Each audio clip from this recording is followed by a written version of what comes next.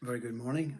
Firstly, I'd like to do a bit of advertising and encourage you to watch on YouTube as we speak a daily event of Deepak Chopra and his quantum body. It's a wonderful scientific way of looking at what we are as humans and what we are beyond as humans, and it's definitely worth the short videos that he gives. Incredibly wise and genuine and honest scientist, neurologist, spiritualist, whatever you want to call him. Take a look. So, back here now.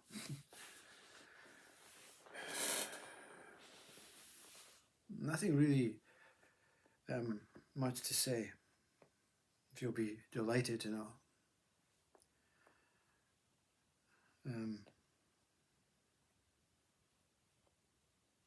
Let's talk a little bit about the God, religion, the Bible.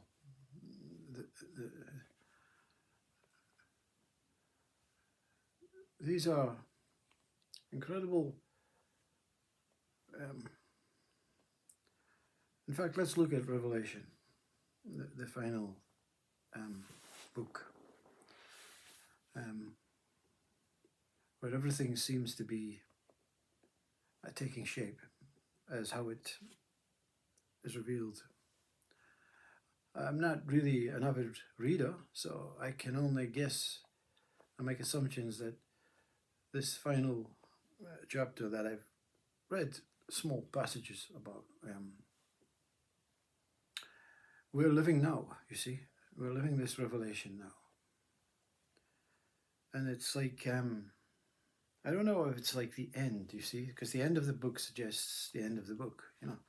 The last chapter is the end, you know, like a conclusion. So I don't know if this is the end of a stage of God, you know, a stage, you know. We all know God is infinite. It has no time, no beginning, no end. It is superfluous, incredible, mystical, magical, infinite, tranquil, pure consciousness, born from love. Yeah. I don't know if that's a great way to describe God, but that's the words that appear to be arising. So are we living this revelation? You know, is it like we're all going to find this enlightened state, this godly state, and then we're all going to laugh and say, oh my God, for centuries we've been looking in the wrong direction. The end of the book is the beginning, you see. That's this circular samsara life is always spiraling down different lives, and if each spiral, each loop, always connected, yeah, never disconnected. No beginning and end to the spiral. In fact, the spiral itself is has no beginning and end. You know, it's like that slinky toy that climbs down the stairs, but both ends are joined. So hopefully, this revelation is the end of such a traumatic reading. If you've been fortunate enough to read the Bible, and how it, like I say, I haven't read the whole Bible, but how it seems to, from the Old Testament to the New Testament, just suggest that it was written in that time. That book was written in that time, and that book was written in that time, and that book was written in that time, and they're all suggesting the same thing. There is only God, you see. We are just ripples of God, moments of God. God is a whole moment. God is presence. That's the only way. That's not the only way, but that's the most direct way to God. Remain in presence, you know. Don't attach to future and past or thoughts or ideas or expectations or hopes or beliefs or memories or, you know, thoughts of any kind. in that present moment, direct to God, But your mind will always want to know what it is. What are we? What does the speaker mean? Is there something going to be revealed in presence? Well, the revelation is revealing. You see, it's the connection. It's not the I am connecting to the device, to myself in the device. It's not me and the one that I see. It's the actual connection that God is. It is life, you see. It is consciousness. It is flowing. And along the way, it picks up little blood clots, little forms. Oh, here we go. Look at this. Wow, wonderful. And the little blood clot has eyes and says, yeah, this is great. Yeah, okay, time to go back, back into the flow of life, But the problem is we only think we're the blood clot. We only think we're the form. We only think that we're the temporary thing. We don't think that there's anything else. There's not an attachment, a cord. It's like you're walking along that elevator, that one in the airport, when you can't be bothered, you're tired, so many cases to carry, you walk, you go on this moving path, At the end you come off the path, you see, that's not what it is, you see. I made a video many years ago about what is the secret to enlightenment. And it explains you're like a train. You're never not the train. You're never ever not the train, okay? The carriage, whatever it is. But it's not really the train and the carriage, it's the movement of the train.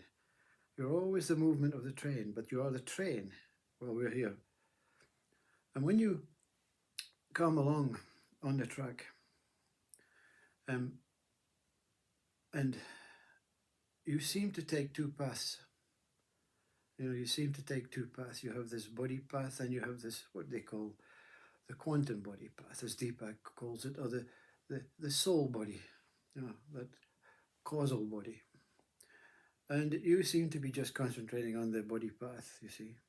And awakening enlightenment is just the train, reconnecting with itself on the straight path. That's all it is, You're on the path, you have a mind you choose to forget. You choose to get confused. You choose to not understand. You choose to depart from that station that's going this way. But you don't. You just create two paths. You create two paths. God doesn't create two paths. God is the path. Yeah. So it's a temporary blip, a temporary forgetfulness, a temporary removal. But you're never not on both paths, you see, because one day you're speaking about, I am the person, the great guy, the success, the wonderful father, the magical, creator of a wonderful painting or a piece of music or whatever it is. And then something says, enough of this big-headedness, What's this about, So you're always on both paths. You're fluctuating between these two paths. And but when you reconnect, like you become, you say non-dual, but you were non-dual as a child, you see, as a baby. You were non-dual as a baby. You didn't know the difference between what a world was, or what a road was, or paths, or what a train was, or the idea that you're not, that you're separate from your surroundings. You didn't know all these stuff. You see, that's non-duality. You just return on that non-dual path. You become that child, as Christ said in the Bible. You'll never enter the kingdom of heaven until you become like the child. It doesn't mean you have to suck your thumb and, do childish things. It means you have to really, really, really know that the mind is just a fluctuating, energetic, moving entity that takes you all over the universe and time and past and future and thoughts and fantasies and imaginations. It wants to dance and sing and be happy and joyful, and it unfortunately experiences depression and stress and pain and injury and illness But that's the idea of moving away. You see, if you're going to move away from your mother's womb, you're going to experience difficulties, but you're also going to experience joy. And God is the path of contentment, you see, the path of everything is okay, everything is in the quantum stillness of your true self. Everything is as it is. I don't know if that's a great way of bringing religion into you, or bringing you back into religion. Religion being God. Yeah, there is only God. Namaste.